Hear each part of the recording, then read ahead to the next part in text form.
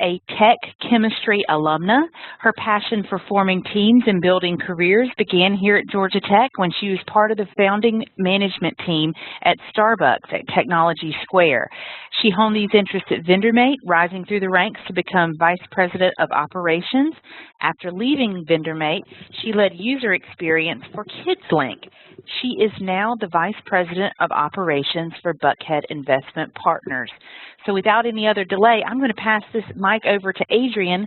I'd like to remind you all to just keep yourselves on mute during the course of this presentation. That will help us greatly with any distracting background noise. So if you happen to notice that you aren't on mute currently, just go ahead and click that microphone to red, and that will put you on mute for the remainder of the conversation. If you also would please feel free to submit any questions or comments via the chat function. I have sent you all a chat, so that should appear in your chat window. Just pull down that chat window and enter anything directing that to Caroline Player.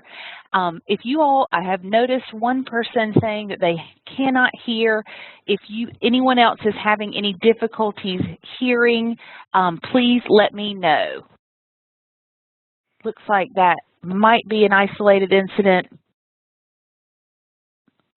We'll go ahead and get started.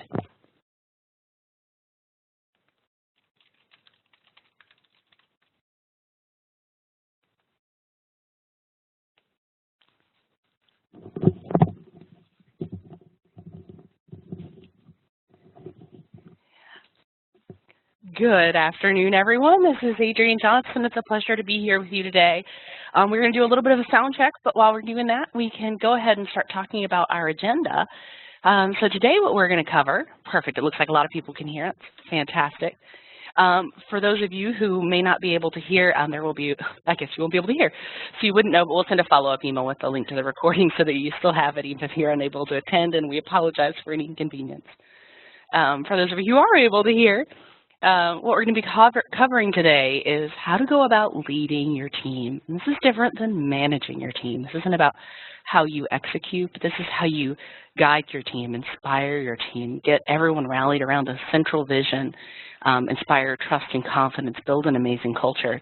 And so we're going to talk about what leadership really is, how it truly benefits your career, and then what some key attributes and how to develop those are as it pertains to developing those leadership attributes.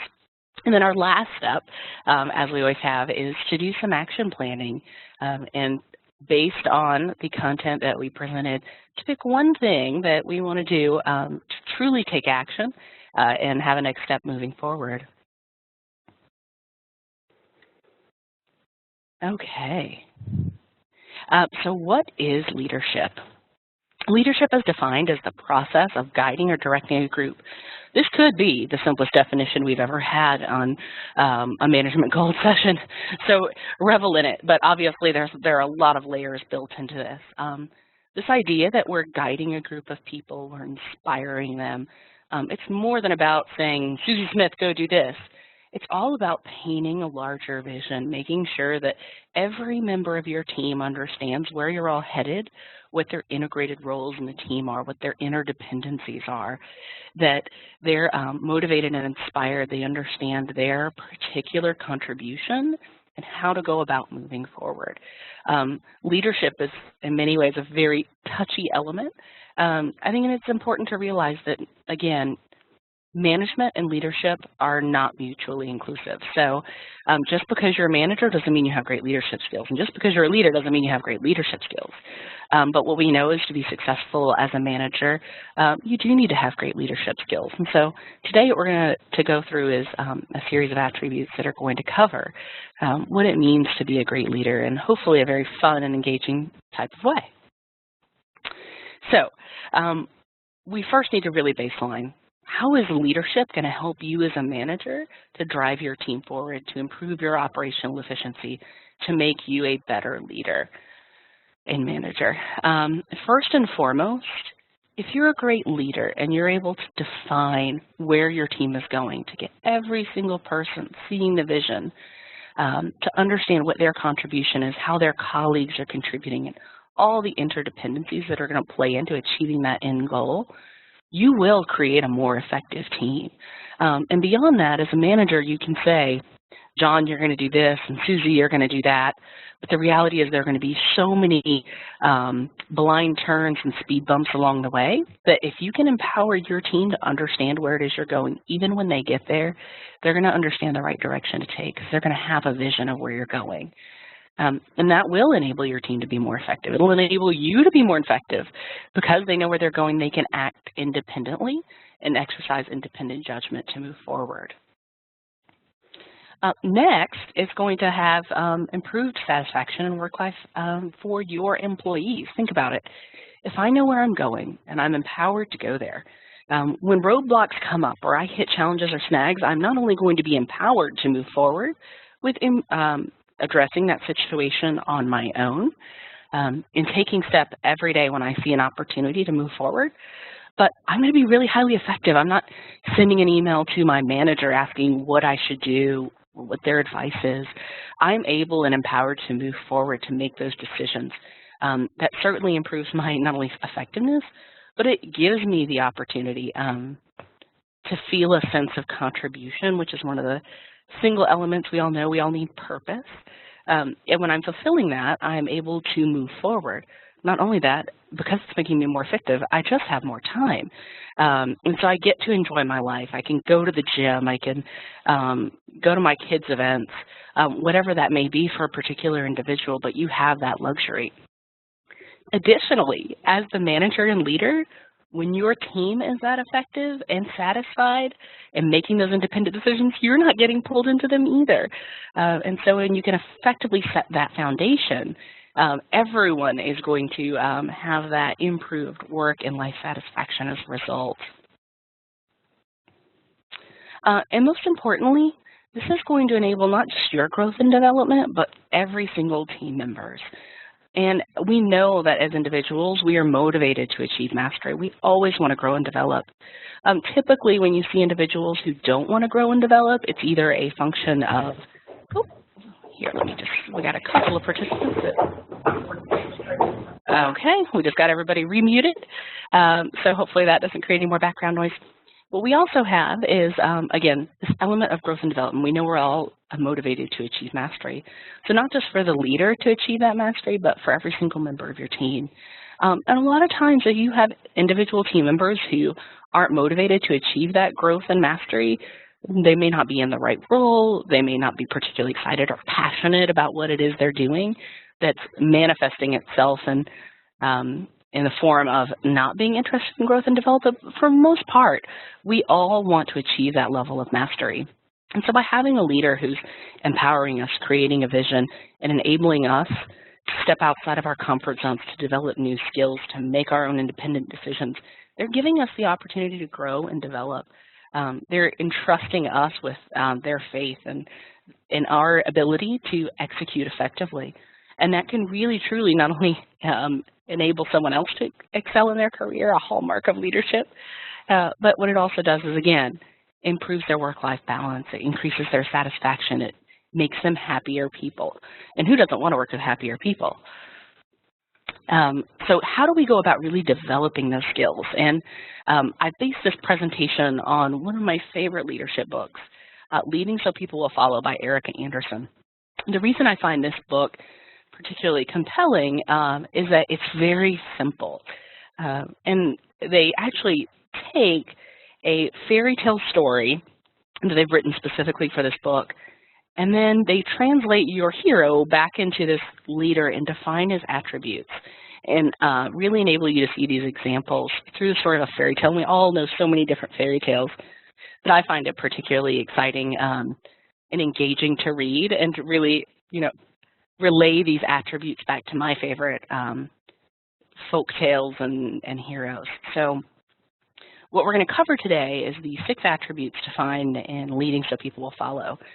So they define leaders as being farsighted, passionate, courageous, wise, generous, and most importantly in my book, trustworthy. For those of you who are looking for a deeper dive after the session, I highly recommend this particular book.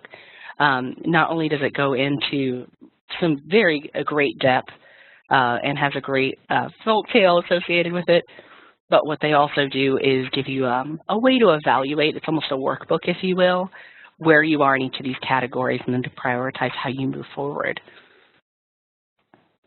So we're going to start with farsighted.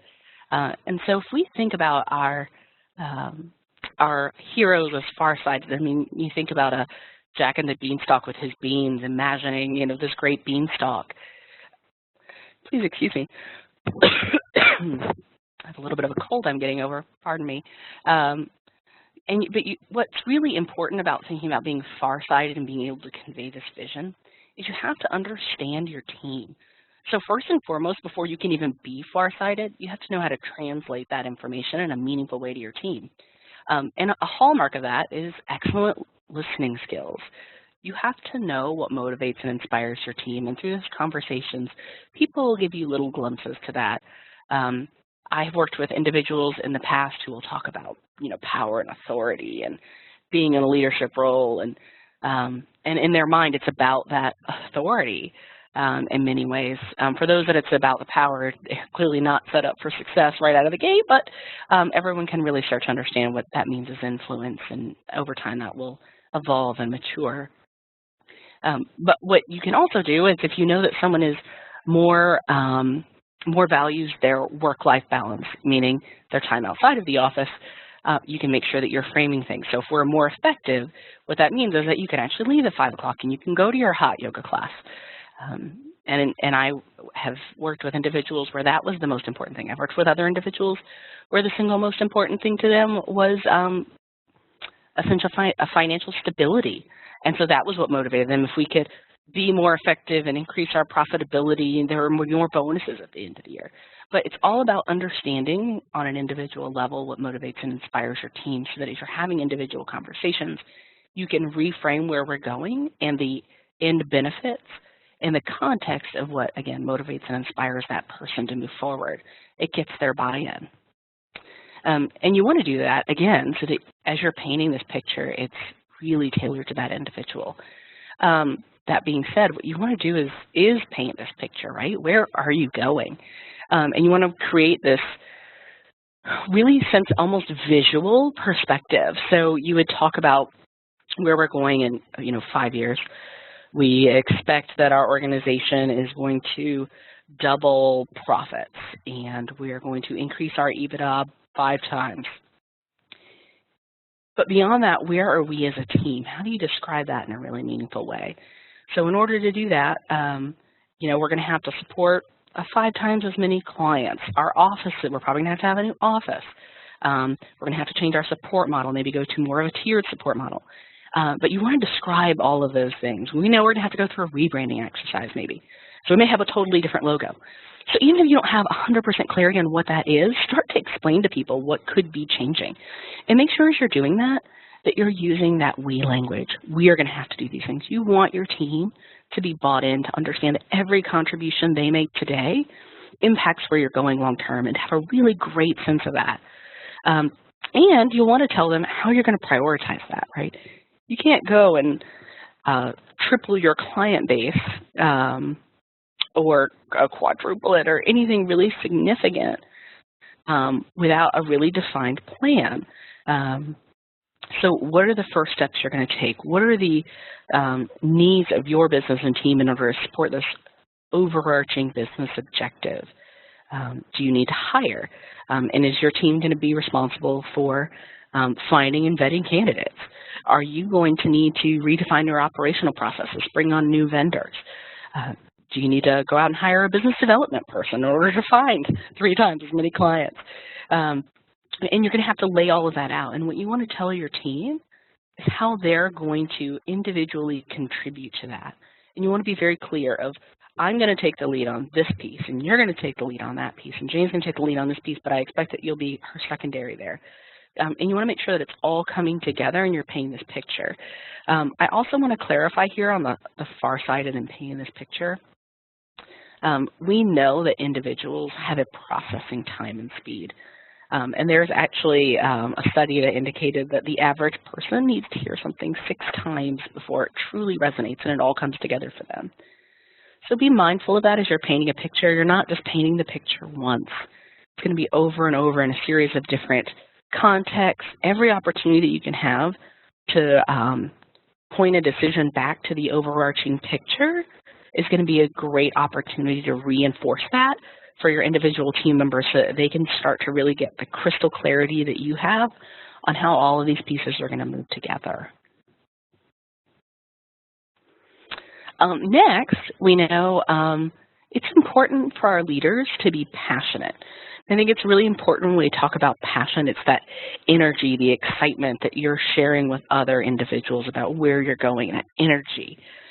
What's important is to make sure that that passion isn't dictatorial, that in your passion and your vision, that you're not dogmatic about the way that you're presenting things. This is the way it's going to happen. That you're really open and thoughtful as you're engaging with your team, that your energy isn't in any way shutting them down. And so the best way to do that is to invite other people to be passionate about their opposing viewpoints, to create an open environment where other individuals can voice opposing perspectives and where you're open to hearing their perspective.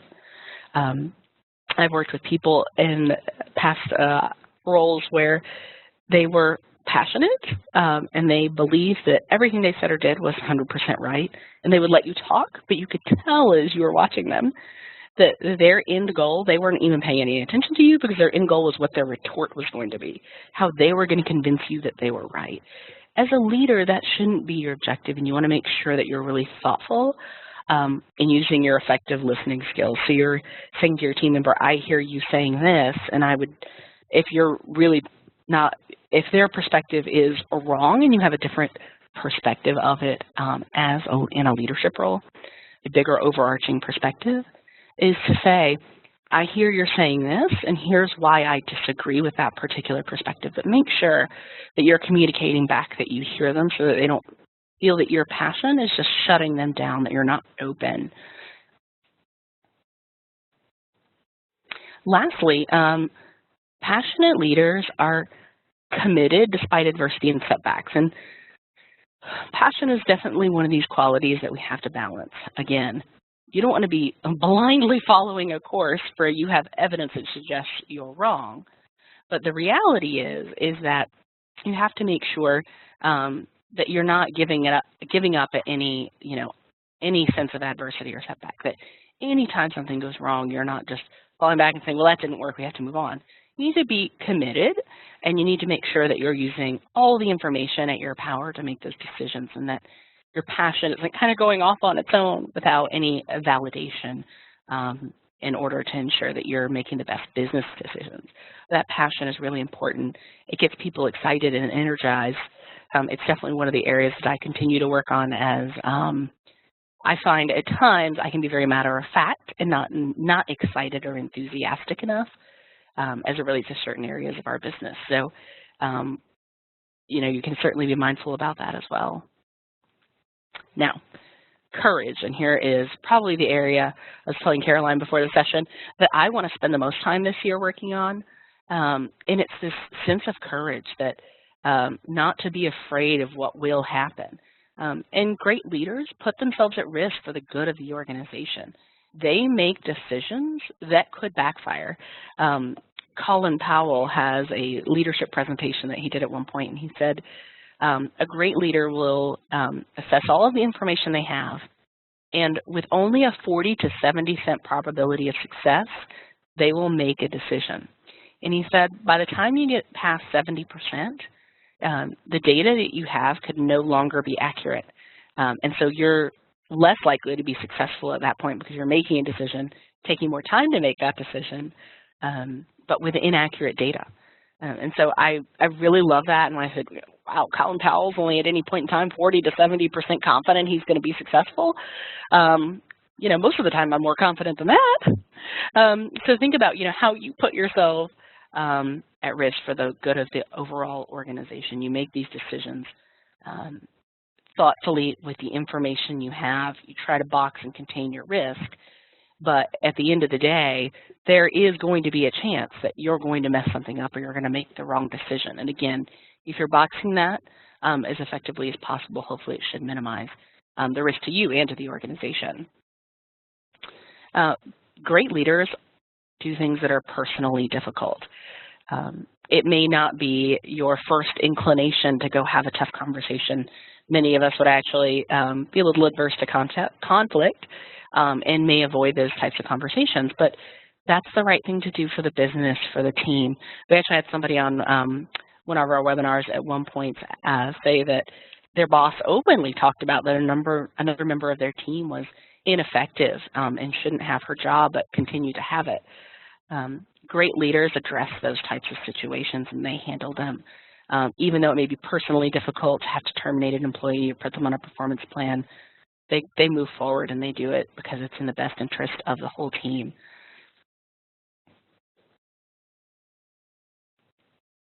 Lastly, in these great leaders take responsibility for their actions. You're going to make mistakes. You're going to falter. But the ability to say, you know what, I made that decision, and at the time this is the information I had, and I would do it again, is really, really powerful. And just saying, that's my responsibility, and I'm going to move forward and figure out how we fix it, is so huge. I had a colleague at one point who she made a big mistake in some reporting. And I sent her an email and said, this doesn't seem quite right. She popped in my office 30 seconds later and she said, I've got it, don't worry about it. It wasn't some big long thing of how she didn't know or I hadn't told her, because we both knew we'd had the conversation. And it was okay. She went and fixed it and she rectified it as quickly as she could. That's all we can ask for. That improves our efficiency. And so to be able to just take responsibility and say, I've got it and I'm going to figure out how do we move forward is really, really powerful. It also inspires a lot of trust from people to say, oh, I didn't know, or to try and make excuses makes people think that, again, you're not courageous or trustworthy, which is another attribute we'll get into in a moment. Someone else says, someone says that they're having a hard time hearing. I am going to take just a moment here, everybody, and let them know. We will send you a link to the recorded version. Sorry about that. I'm just going to send this to everyone so that everybody knows who is having problems hearing, that we will send out a recorded version so that they don't hang in the line thinking that we're trying to fix it. So, great leaders, we know, are wise. They're deeply curious and they listen to others. You'll keep hearing this theme of active listening, being effective leaders. Our leaders hear us. They assimilate our information. They make decisions based on that feedback. They understand that they have limited perspectives as a function of limited time, of their roles. And they realize that their team members have that. They have more perspective, more information than they can ever have, and they seek to make decisions based on information to assimilate it all and understand it. And so they ask a lot of questions. They are not the leaders who in meetings are talking nonstop. They ask questions. They watch their team and they say, I don't get the sense that my team is understanding right now, and so I'm going to take a step back and say, are you all following me? They're very interactive and bring you into the conversation. Your great leaders who are wise are also going to assess situations objectively. We've talked about through our professional goals series, emotional intelligence and being really self-aware and thoughtful.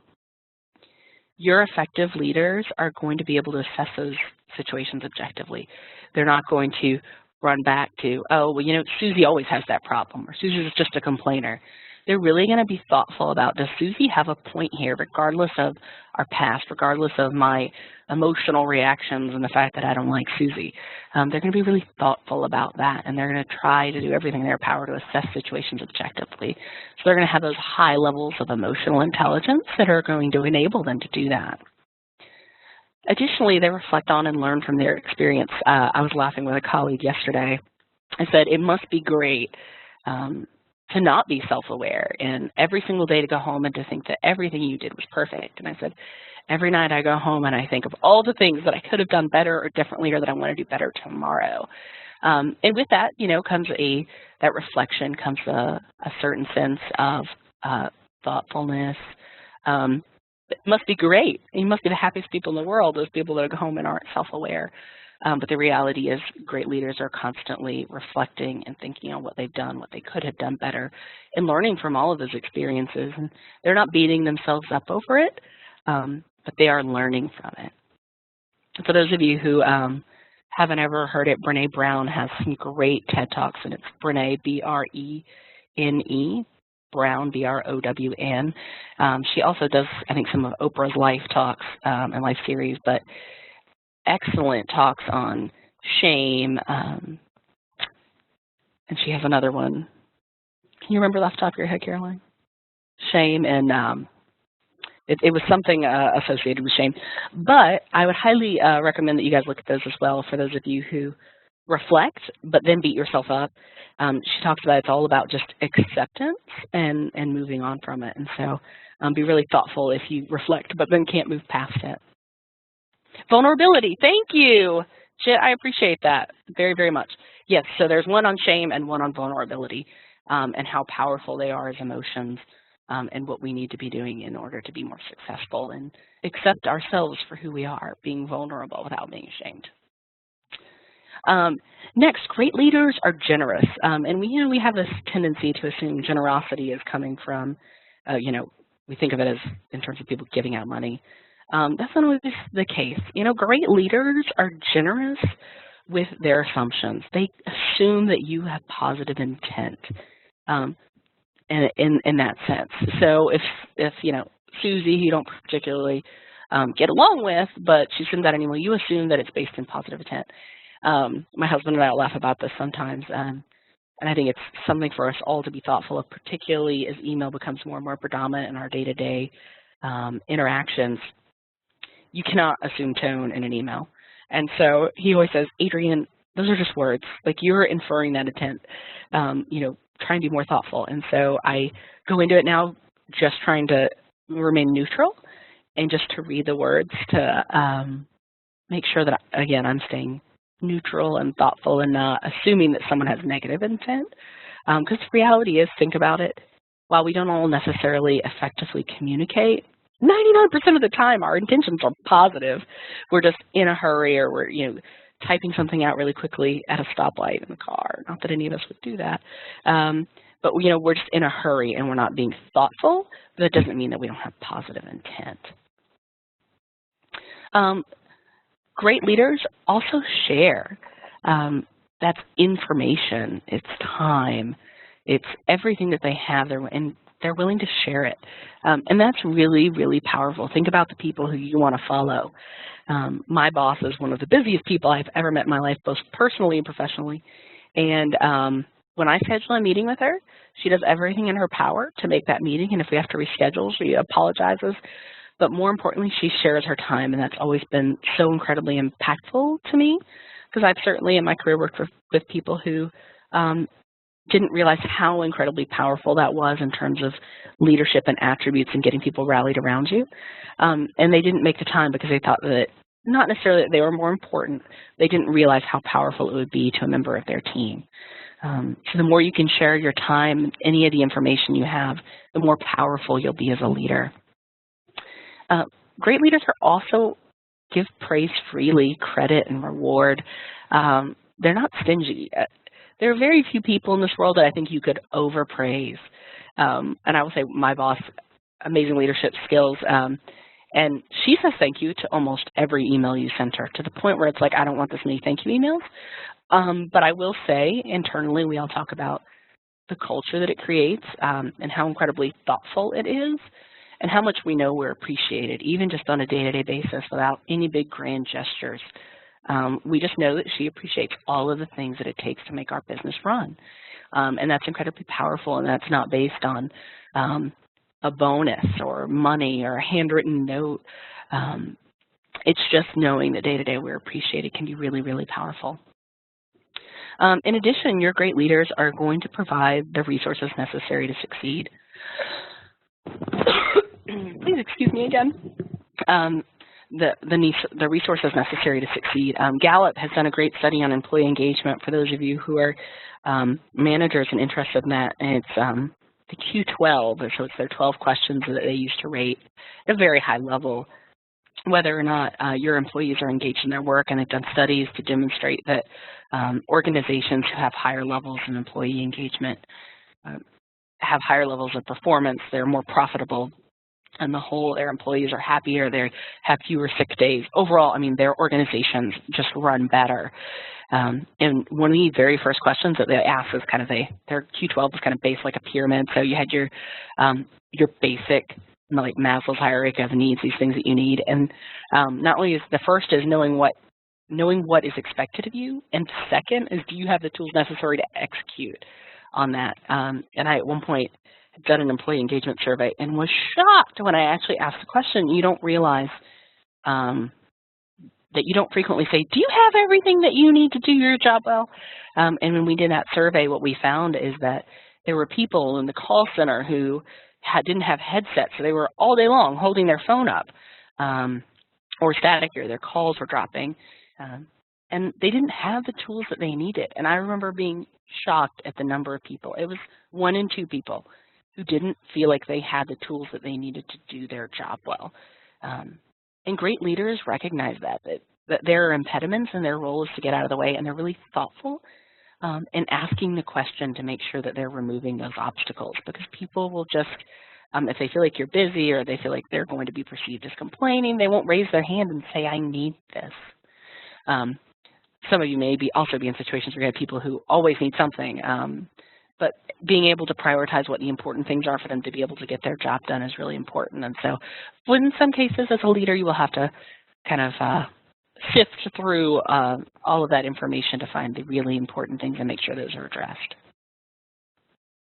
Lastly, and again, I think one of the single most important things of being a great leader is being trustworthy.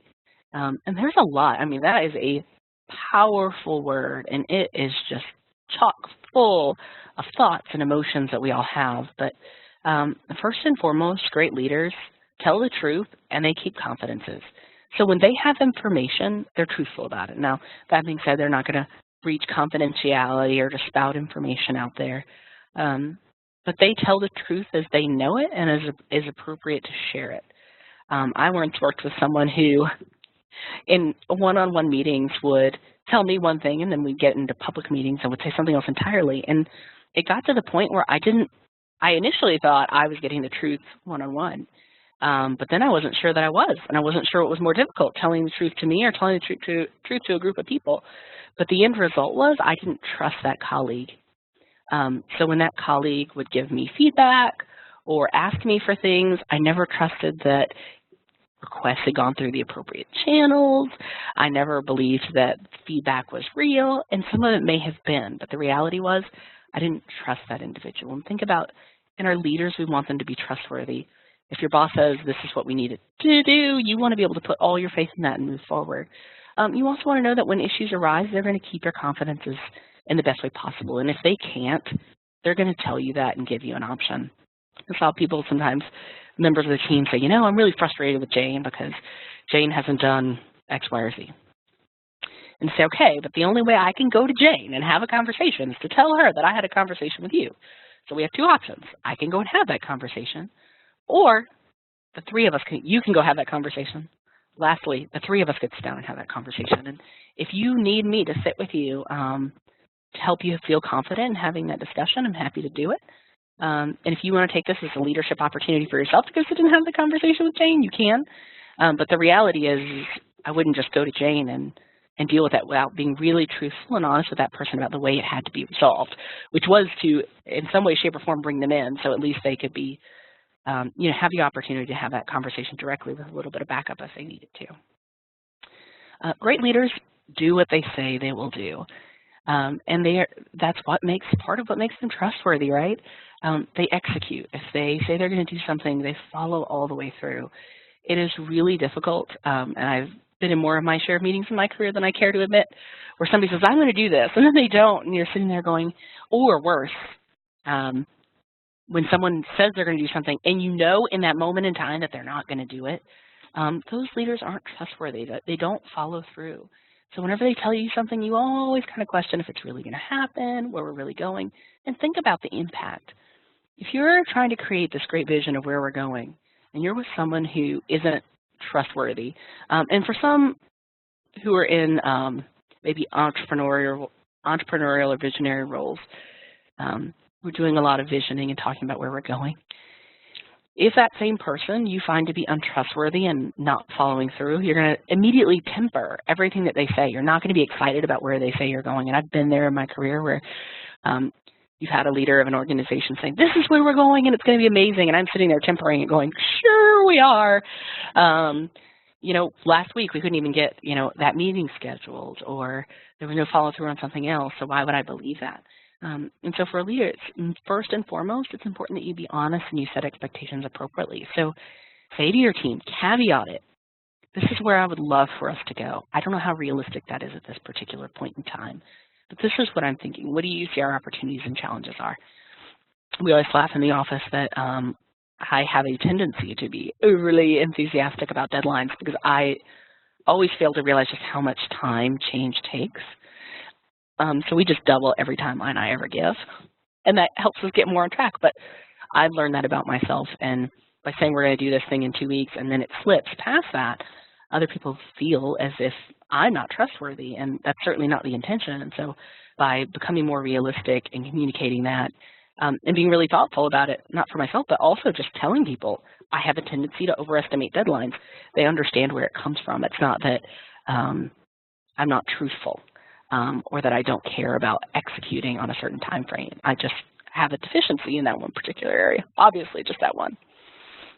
The other thing is, again, they're capable and they get results. They execute. They make sure things get done. And that is certainly one of the attributes that ties back into being a great manager and knowing how to go about setting those expectations like we talked about last time. How do you set expectations for your team and then manage and coach their performance to that? That being able to actually get things done is part of what makes you a great leader, whether that's removing obstacles, scheduling development meetings, having effective meetings, whatever the case may be. People value the ability to execute quite a lot, and they know when their leaders are all talk and no execution. Consequently, they're not going to get excited about your vision or the meetings that you're having and the project plans you're putting together. They're not going to drive it forward. They're not going to feel any sense of ownership for it because in the back of their mind, they have this little inkling of it's not going to happen anyway. And so make sure that you're really trustworthy, you're setting realistic time frames, and that you're caveating you don't have all the information at this point in time, but you're being generous with the information you do have.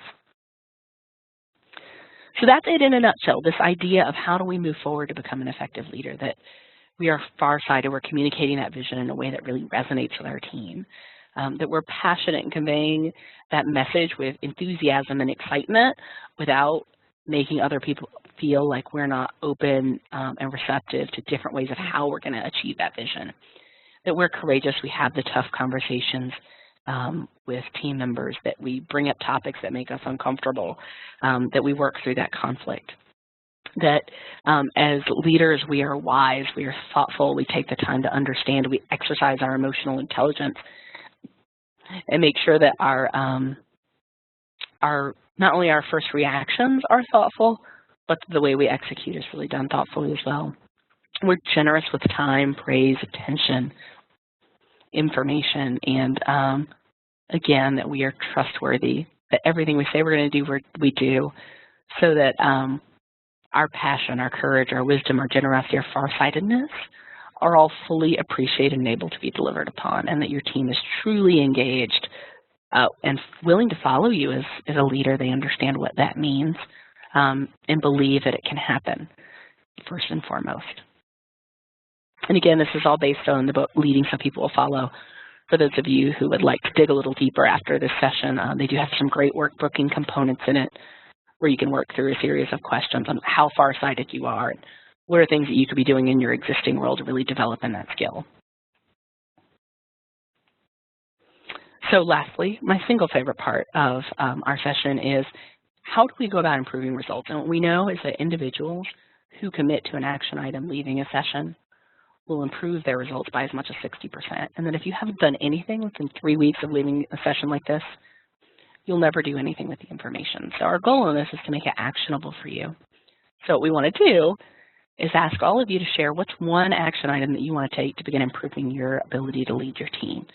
So of all the attributes we talked about and all the different ways to build upon those skills, what is one area that you want to focus on? And it's not everything, but just one area. So for those of you who've minimized your chat window, you can click on the downward facing arrow in the top right, expand that, and you can chat just to Caroline, and then we'll read it out to the group anonymously. But what's one action item that you can take to begin improving your ability to lead your team? I will tell you that, again, mine is to be more courageous and to have more of a voice. I switched industries about a year ago, and I'm still not 100% up to speed, but I did actually hear myself say to my boss last week, but they have 20 years experience. And she looked at me and she said, you have great judgment. I don't care that you don't know the industry. What you don't know, you need to ask. And she said, but don't be afraid to make decisions because you actually make really great decisions, which is very empowering. And I realized that in some ways I've been relegating myself to a backseat from a leadership perspective, believing that because my colleagues who all had 20 years of experience in this industry were better equipped to make those decisions. And the reality is that's my job, is to make really good business decisions and to get the information that I need in order to do so. So for those of you who'd love to share, I'd love to hear where your areas are, and maybe in the area of trustworthiness, being more courageous, being more wise, and exercising that emotional intelligence more, as opposed to having some of those emotional reactions. For other individuals, it may be more in the vein of, let's see, which ones am I forgetting? It's like the 7 dwarfs every time, isn't it, Caroline? That passion. So really making sure people understand how excited you are about things, and then be more generous with your time. Someone says they want to work in their emotional intelligence. For those of you who may have not participated in it, our professional gold series on optimizing your career as an individual does go into emotional intelligence, and that is up on the gtalumni.org page under professional gold topics. So you can access those recordings, and then we'll start that session up again in 2016. I assume, Caroline and I need to work on our schedules, but that's the objective, is to go ahead and cover that again. But emotional intelligence is really huge, and they say after an IQ of 110 or 115, the single most important factor in your success in life is your emotional intelligence, your ability to read, understand, and harness the emotions of yourself and others in order to influence outcomes. So it certainly is very, very important. And in a leadership role, I have come to find that what people want is consistency. I mean, you think if you go to your manager and they you say, oh, I have bad news, I made this mistake, and they're like, oh, and they're all frustrated and upset. That emotional reaction makes you feel like you've let them down, versus a manager who's able to compartmentalize that and say, okay, what do we need to do to box in our risk, and how do we move forward? What's your plan? It really empowers you in that discussion without having that emotional reaction. Is going to make you better as an individual. It's going to make them more trustworthy to you, to feel like you can go and talk to them, to be more honest and thoughtful about what happens, as opposed to maybe trying to cover something up. So really try and think about how that is going to influence your ability to lead as well. Perfect. Well, if nobody else has anything to add, in light of the fact we have had all of this challenge with people being able to hear, we will send out a recorded version of this session. And Caroline did send out the PowerPoint slides this morning, but we can resend all that out again as well to make sure that everybody has the information. Thank you very much for joining us today. And if there's anything I can do, please feel free to let Caroline or I know. Thank you all.